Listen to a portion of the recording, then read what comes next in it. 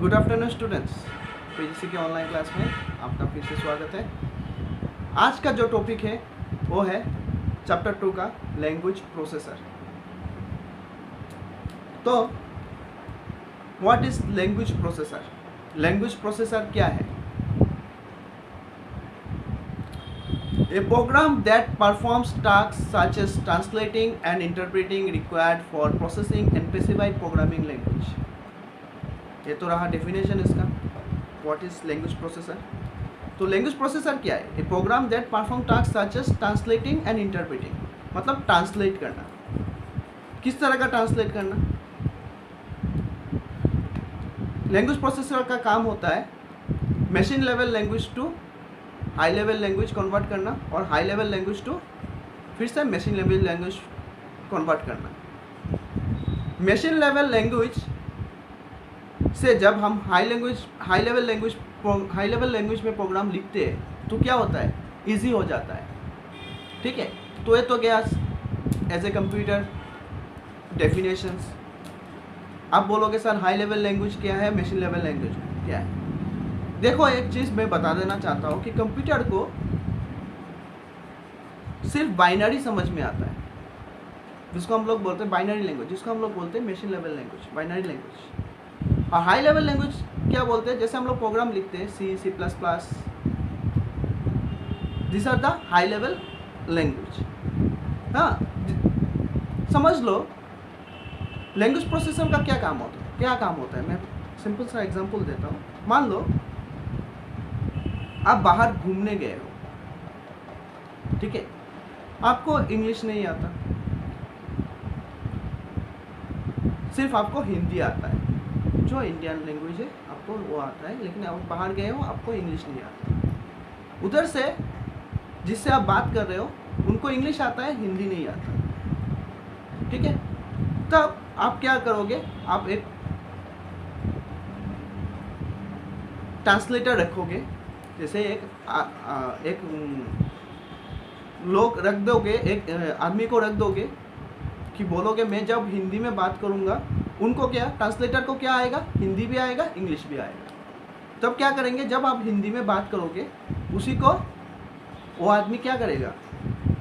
English translate करके उनको बताएगा कि आपने हिंदी में उनको क्या बोला, और वो आदमी जब इंग्लिश में रिप्लाई करेगा तो क्या करेगा? आदमी फिर से समझा के देगा कि उन्होंने इंग्लिश में आपको क्या बोला, वो हिंदी में। उसी तरह का लैंग्वेज प्रोसेसर का क्या काम होता है? पहले मशीन लेवल लैंग्वेज को हाई लेवल लैंग्वेज में कन्वर्ट करते हैं, फिर हाई लेवल लैंग्वेज को मशीन लेवल लैंग्वेज में कन्वर्ट करते हैं। ठीक है, समझ गए लैंग्वेज प्रोसेसर का काम? लैंग्वेज प्रोसेसर 3 टाइप्स के होते हैं, assembler, interpreter and compiler. Assembler का क्या काम होता है? असेंबलर का डायरेक्टली मैं बता देता हूँ। असेंबलर का काम होता है असेंबली लैंग्वेज टू क्या करना?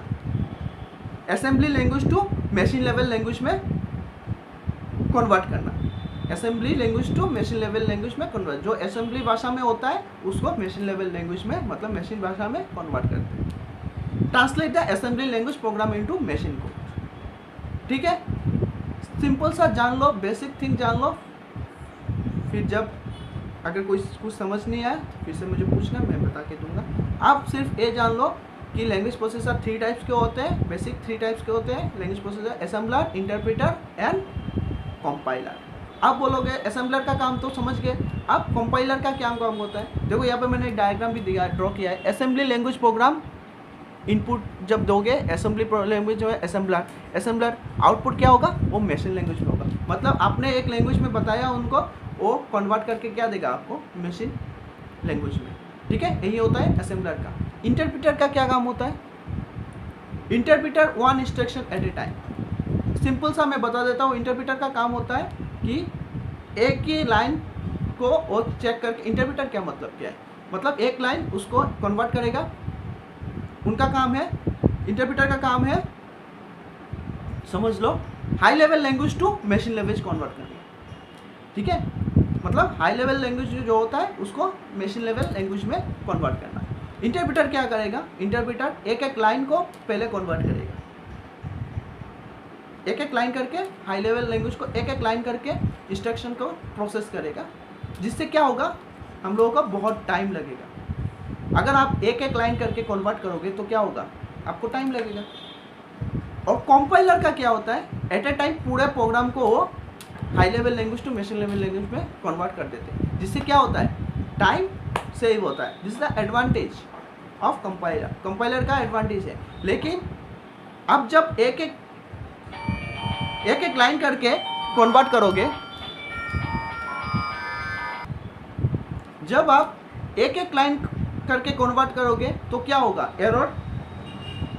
आप अगर कुछ गलती हुआ तो आप जल्दी से समझ जाओगे। कंपाइलर का क्या होगा, एक साथ इंस्ट्रक्शन को high level language to machine language में कन्वर्ट करता है। तब अब आप बोल सकते हो कि सर इंटरप्रेटर का एडवांटेज, इंटरप्रेटर का एक ही एडवांटेज है कि वो लाइन बाय लाइन इंस्ट्रक्ट करता है और कंपाइलर पूरा एक साथ करता है। लेकिन एक लाइन बाय लाइन जब करोगे कन्वर्ट तो क्या होगा, एरर को जल्दी से समझ सकते हो कौन से लाइन पे आपका एरर है।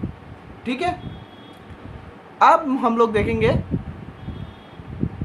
What are the difference between compiler and interpreter.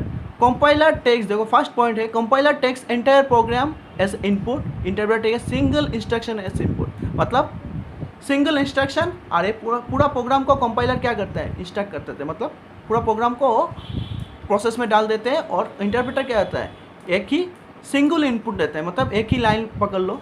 ठीक है, इंटरमीडिएट ऑब्जेक्ट कोड जनरेटेड, एक ऑब्जेक्ट कोड जनरेट करता है कौन, कंपाइलर। और इंटरप्रेटर क्या करता है, no intermediate object code is generated. It is very important questions. What are the difference between compiler and interpreter. ये आपके एग्जाम में ज़्यादातर टाइम आता है कि what are the basic difference between compiler and interpreter. ठीक है, फिर थर्ड जो है कंडीशनल कंट्रोल स्टेटमेंट और एग्जीक्यूटेड फास्टर। कंपाइलर में क्या होता है, जब पूरा प्रोग्राम रन करते हो क्या करते हैं, फास्ट करेगा। कंडीशनल एग्जीक्यूटेड स्लोअर, थोड़ा स्लो होता है, वो लाइन बाय लाइन चेक करता है, वो स्लोअर ही होगा। अगर कोई भी आप लोगों का सोचो, आपने सोचो एक पैराग्राफ आपने राइट किया, लिखा है आपने, ठीक है, कॉपी में, तो आप एक लाइन करके चेक करो तो थोड़ा टाइम तो लगेगा। ठीक है, memory requirements for more object code is generated, memory requirement is less. हाँ, जब ऑब्जेक्ट कोड जनरेट करेगा तो एक मेमोरी पेज तो लेगा, उसके लिए कंपाइलर में मेमोरी पेज जनरेट होता है। पहले ही मैंने बता दिया था। नंबर 2 देखो आपका इंटरमीडिएट ऑब्जेक्ट कोड जनरेट, जब ऑब्जेक्ट कोड जनरेट करेगा तो मेमोरी पेज तो थोड़ा चाहिए, तो कंपाइलर को वो पेज चाहिए। और memory requirement is less, interpreter को मेमोरी नहीं चाहिए। Program need not be compiled every time, program need not be compiled every time higher level program is converted into lower level program. मतलब program need to compile every time, compile करने की ज़रूरत नहीं है कि compiler में, लेकिन interpreter में ज़रूरत है। Errors are displayed after entire program is checked. हाँ, ये वाला एक इंपॉर्टेंट टाइप है, मैंने पहले भी आप लोगों को इंटरप्रेटर में बताया था। कंपाइलर में क्या करता है, एंटायर प्रोग्राम वो क्या करता है, चेक करता है, फिर एरर शो करता है। लेकिन error are displayed for every instruction interpreted. और इंटरप्रेटर का काम क्या होता है, एक एक लाइन चेक करेगा, एक एक इंस्ट्रक्शन चेक करने के बाद ही वो एरर शो कर देता है। लेकिन कंपाइलर क्या करता है, वो एंटायर प्रोग्राम को चेक करने के बाद आपको एरर शो करेगा। लेकिन इंटरप्रेटर क्या करेगा, एक एक लाइन, एक एक इंस्ट्रक्शन चेक करने के बाद आपको एरर डिस्प्ले करेगा। ठीक है, एग्जाम्पल सी कंपाइलर और इंटरप्रेटर क्या, बेसिक प्रोग्राम आप लोगों ने स्कूल लेवल में किया होगा, शायद स्कूल लेवल में बहुत लोगों ने बेसिक प्रोग्राम करते हैं। बेसिक प्रोग्राम जो इंटरप्रेटर काम करता है, और जैसे C++, this are the high level language, तो वो क्या है, वो सी का कंपाइलर। जब आप सी प्रोग्रामिंग करोगे, अभी तक सी प्रोग्रामिंग तो आप लोगों ने स्टार्ट नहीं किया, करोगे तब आप लोगों को समझ में आएगा कि कंपाइलर क्या है और इंटरप्रेटर क्या है। ठीक है, तो ये बेसिक डिफरेंस आप लोग सीख लेना, what are the difference between compiler and interpreter. I hope आप लोगों को समझ में आया आज का टॉपिक। ठीक है, लैंग्वेज प्रोसेसर क्या होता है, लैंग्वेज प्रोसेसर के टाइप क्या है, और लैंग्वेज प्रोसेसर का टाइप यही है असेंबलर। लैंग्वेज प्रोसेसर का टाइप क्या है, असेंबलर, इंटरप्रेटर, कंपाइलर, और कंपाइलर और इंटरप्रेटर का डिफरेंस क्या है। ठीक है, आज के लिए इतना ही, आप लोग पढ़ो, और मैं नोट्स प्रोवाइड कर दूंगा आपको चैप्टर 1 का और चैप्टर 2 का एक साथ, ठीक है। तो आप लोग वीडियो फॉलो करते रहिए, मैं आपको नोट्स प्रोवाइड कर दूंगा, ठीक है। Thank you.